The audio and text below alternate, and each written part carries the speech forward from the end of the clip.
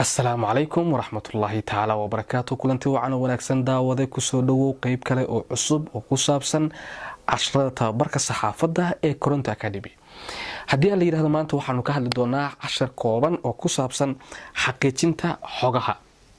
waxaan si gaar ah focus ugu saari doonaa ama aan muhiimada siin doonaa baraha bulshada ee lagu kulmo, waxyaabaha lagu baahiyo, xogaha lagu baahiyo baraha bulshada iyo sida la isaga xaqiijiyo. haddii la yiraahdo qaybta dambe ee casharkan oo aad toddobaadka dambe daawad doontaan ayaan tusaalayaal ku soo qaadan doonaa sida ay tahay in xogaha loo xaqiijiyo. laakiin waxaan rabaa inaan sharaxaad ka bixiyo xogaha. marka wax lagu sheego ee aad war maqashid ama aad cid ka maqashid, waxa ugu horeeya oo ay tahay inaad isweydiisid waxa weeye waa ayo isha warkani uu ka soo gaarayo, cidda warkan ku sheegaysa waa ayo. taas waxaanu ka raacaynaa oo aanu ka tixraacaynaa xadiiskii, taas waxaanu ka tixraacaynaa oo aan tusaale uga qaadanaynaa cilmiga xadiiska, cilmiga lagu soo wariyay xadiiska, oo waxa xadiisku uu daciif ku noqdaa ama uu saxiix ku noqdaa silsilada dadka soo wariyay.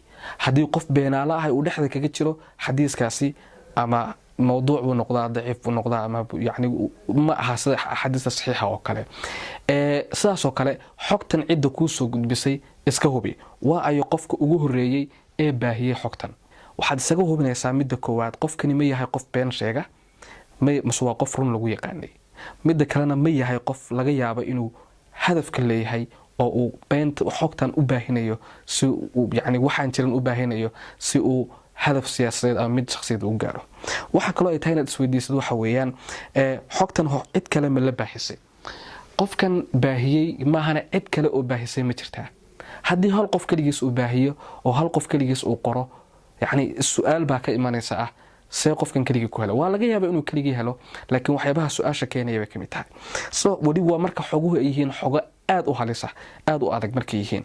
waxa kale oo aad isweydiinaysaa yaa kaloo la baahiyay iyo qodobka kale oo ah inaad iyada laftigeeda eegtid ma ku jiri karaan waxyaabo la sameyn karo. waxa taas la akhrinaysaa xaaladaha iyo yani waaqica jira ayaad la akhrinaysaa. xilligan waxaan ma iman karaan, xaaladan ma dhici kartaa. laakiin waxa mararka qaar dhacda in qofka beenta sheegayahay uu beenta u ekeysiyo run oo uu sawiro, qoraallo, documents, videos uu soo baahiyo si uu been u baahiyo.